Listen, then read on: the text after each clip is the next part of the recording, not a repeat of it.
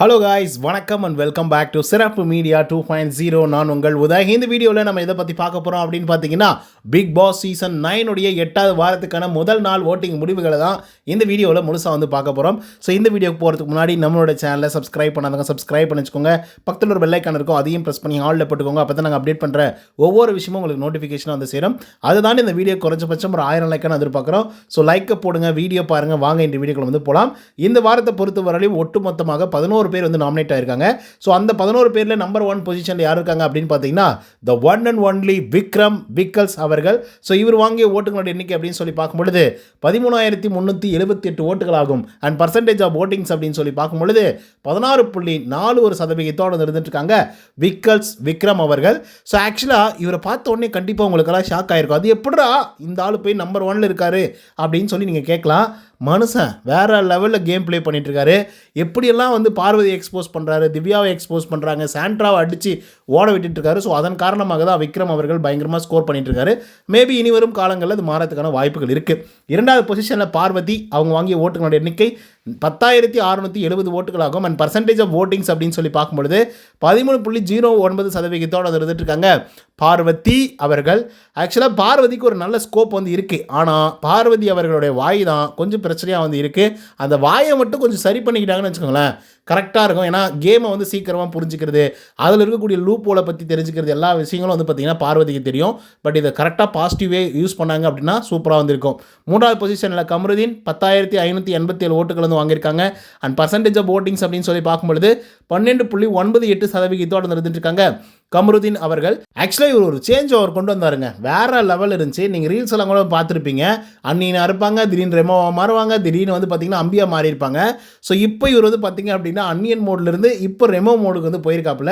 எப்போ அம்பி மோடுக்கு போவாருன்னு தெரில. ஸோ அதுவே மக்கள்கிட்ட மிகப்பெரிய ஒரு ஆதரவு வந்து கிடச்சிருக்கு. 4வது பொசிஷனில் திவ்யா 10,557 ஓட்டுகள் வந்து வாங்கியிருக்காங்க. அண்ட் பர்சன்டேஜ் ஆஃப் ஓட்டிங்ஸ் அப்படின்னு சொல்லி பார்க்கும்பொழுது 12.95% இருந்துட்டு இருக்காங்க திவ்யா கணேஷ் அவர்கள். ஆக்சுவலாக ஆரம்பத்தில் இவங்க வரும்போது நானே பயங்கரமாக சப்போர்ட்டிவாக வந்திருந்தேங்க.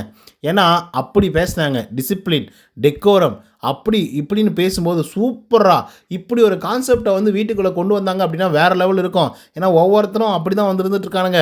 ஸோ இவங்களுக்கெல்லாம் பதிலடி கொடுப்பாங்க அப்படின்னு எதிர்பார்த்தா மற்றவங்களாம் சேர்ந்து இவங்களுக்கு பதிலடி கொடுத்துட்ருக்காங்க. 5வது பொசிஷனில் பிரஜன், அவங்க வாங்கிய ஓட்டுகளோட எண்ணிக்கை 5,638 ஓட்டுகளாகும். அண்ட் பர்சன்டேஜ் ஆஃப் ஓட்டிங்ஸ் அப்படின்னு சொல்லி பார்க்கும்பொழுது 6.91% இருந்துட்டு இருக்காங்க பிரஜன் அவர்கள். ஆக்சுவலாக இவர் மேலே ஏகப்பட்ட எக்ஸ்பெக்டேஷன் வந்து இருந்தது. பட் நான் ஃபஸ்ட் டேவே வந்து சொன்னேன், இந்த மனுஷனை பார்க்கும்போது ரொம்ப ஆர்வ கோளாறாக வந்து இருந்துகிட்ருக்காரு. ஸோ இவர் இந்த ஷோக்கு வந்து சரிப்பட்டு வருவாரான்னு தெரில அப்படின்னு அதுக்கேற்ற மாதிரி தான் சில வேலைகளை வந்து பண்ணிகிட்ருக்காங்க. மேபி இன்றைக்கி ஒரு பெரிய அட்வைஸ் கிடச்சிருக்கு. அதுக்கப்புறம் ஆட்டத்தை வந்து தொடர்ந்து ஆடி காட்டுவாரா அப்படின்றத பொறுத்து வந்து பார்ப்போம். 6வது பொசிஷனில் அரோரா சிங்க்லர், அவங்க வாங்கிய ஓட்டுகளோட எண்ணிக்கை 49,045 ஓட்டுகளாகும். அண்ட் பர்சன்டேஜ் ஆஃப் ஓட்டிங்ஸ் அப்படின்னு சொல்லி பார்க்கும்பொழுது 6.06% இருந்துட்டு இருக்காங்க அரோரா சிங்க்லர் அவர்கள். ஆக்சுவலாக என்னடா இது அரோரா சிங்க்லருக்கு மறுபடியும் கம்மியான வாக்குகள் வந்து வந்திருக்கே அப்படின்னு யோசிக்கிற மாதிரி தான் வந்துருந்துட்டு இருக்கு. ஏன்னா பிரச்சனை விட அரோரா சிங்க்லருக்கு வந்து பார்த்திங்கன்னா கம்மியான வாக்குகள் தான் வந்திருக்கு. ஸோ என்னவா இருந்தாலும் அரோரா கிட்டேருந்து கொஞ்சம் கண்டென்ட் வந்து இருக்குதுங்க.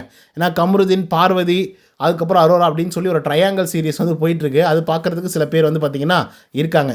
அதுக்கடுத்து 7வது பொசிஷனில் அமித் 4,655 ஓட்டுகள் வந்து வாங்கியிருக்காங்க.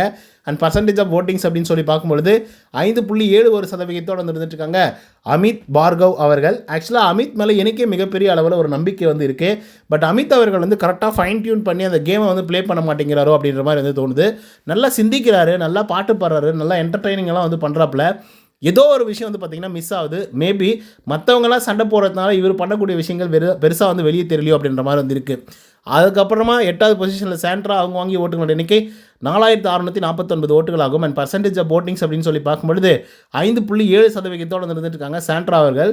ஆக்சுவலாக எங்கள் தலைவி சாண்ட்ராவை எப்படா ஆக்கி வச்சுக்கிறீங்க நீங்கள் எல்லாம் சொல்லுங்கள் பார்க்கலாம். பாவம் ஃபஸ்ட் இடத்துல இருந்து எப்படி தெரியுமா வாக்குகளை வாங்கி குவிச்சிட்டு இருந்தாங்க, அவங்கள தூக்கி 8வது பொசிஷனில் போட்டுக்கிறீங்களேன்னு சொல்லி கொஞ்சம் வருத்தமாக தான் இருக்குது. வேறு வழி இல்லை, ஆனால் அவங்க பண்ணதுக்கு அனுபவிச்சுட்டு தான் ஆகணும். ஸோ அது வந்து பார்த்திங்கன்னா மக்கள் காமிச்சிட்ருக்காங்க ஓட்டிங்ஸ் மூலியமாக.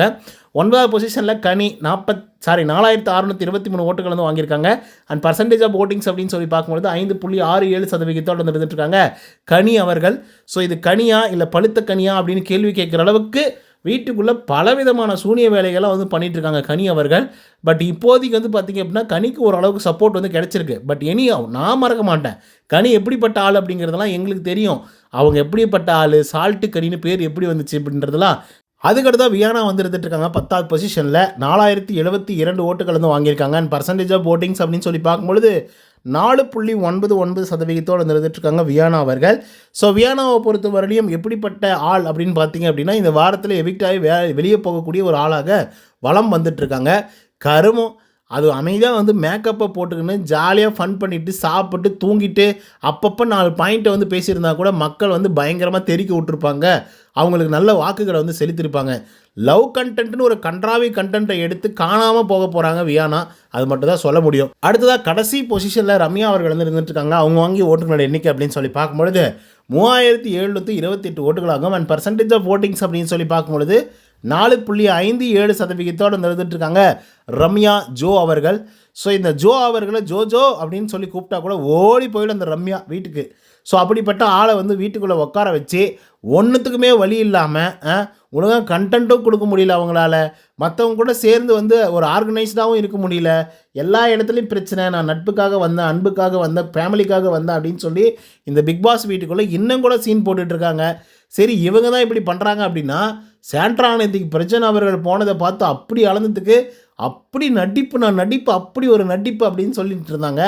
ஏண்டா real husband and real wife அவங்க வந்து ஃபீல் பண்ணக்கூடாது. அவங்க அழுதாவே அது வந்து ரியல் கிடையாது, ரீல் அப்படின்னு வந்து சொல்கிறாங்க. ஆனால் இந்த ரம்யா வந்து பார்த்திங்கன்னா ஒரு பர்ஃபார்மன்ஸ் பண்ணுறாங்களே, கெமி வந்துரு கெமி ப்ளீஸ் கெமி நீ வந்துருவ கெமி அப்படின்னு சொல்லி உக்காந்து அழுதுட்டு இருந்தாங்கல்ல. ஏங்க கிளியராக வந்து டாஸ்க் லெட்டரில் போட்டிருக்காங்க. 2 கார் வரும், 2 பேரை ஏற்றிட்டு போகும். அதில் ஒரு கார் தான் உள்ளர வரும். அந்த ஒரு காரில் இருக்கக்கூடிய ஆள் தான் சேவாக்கப்பட்டாங்க. வெளியே போன கார் வந்து எவிக்ட் ஆகி வெளியே போகிற காரு, அவங்க வந்து திரும்ப வரமாட்டாங்க அப்படின்னு சொல்லி. ஸோ பிரஜன் வந்ததுக்கு அப்புறமும் உட்காந்துட்டு அழுதுட்டுருக்காங்க நம்மளுடைய ரம்யா ஜோ அவர்கள். வந்துருங்க கெமி ப்ளீஸ் கெமி வந்துருங்க கெமி அப்படின்னு சொல்லி. ஸோ ஹஸ்பண்ட் அண்ட் ஒய்ஃப் 2 பேரும் அழுறதுக்கே வந்து பார்த்திங்கன்னா இங்கே ரீல்ஸ் அப்படின்னு வந்து சொல்லிட்டு இருக்காங்க. அது ரியல் கிடையாது, நடிப்பு அரைக்கி அப்படின்னு சொல்லி. இவங்களெல்லாம் எந்த கணக்கில் சேர்த்துறதுன்னு எனக்கு வந்து தெரியல. இப்படிப்பட்ட ஆட்கள்லாம் ரம்யாவுக்கு ஒரு நியாயம், சாண்ட்ராவுக்கு ஒரு நியாயமாடா அப்படின்னு கேள்வி கேட்க தோணுமா இல்லையா? ஆனால் எனக்கு என்னென்னா இந்த வாரம் இந்த செவுரு யாரை காவு வாங்க போகுதுன்னு தெரியலிங்க. ஒவ்வொரு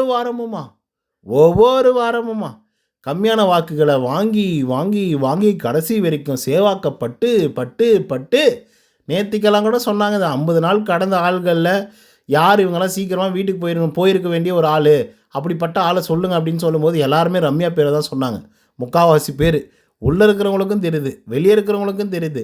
ஆனால் அந்த ஹோஸ்ட்டுக்கும் அந்த பிக் பாஸ் நடத்துகிறவங்களுக்கு தான் தெரியாமல் இருக்கா, இல்லை தெரிஞ்சே தெரியாத மாதிரி இருக்காங்களான்றது தெரியல. ஸோ இதை பற்றி உங்களுக்கு கருத்துக்கள் என்ன அப்படிங்கிறத சொல்லுங்கள் மக்களே. ஓகே கைஸ், இதான் ஓட்டிங் முடிவுகள் ஃபஸ்ட்டு டே. ஸோ நீங்கள் யார் கோட் பண்ணீங்க அப்படிங்கிறத கமெண்ட்ஸில் சொல்லுங்கள். இந்த வீடியோ பிடிச்சிருந்தா லைக் அண்ட் சப்ஸ்கிரைப் பண்ண மறந்துடாதீங்க. நன்றி, வணக்கம்.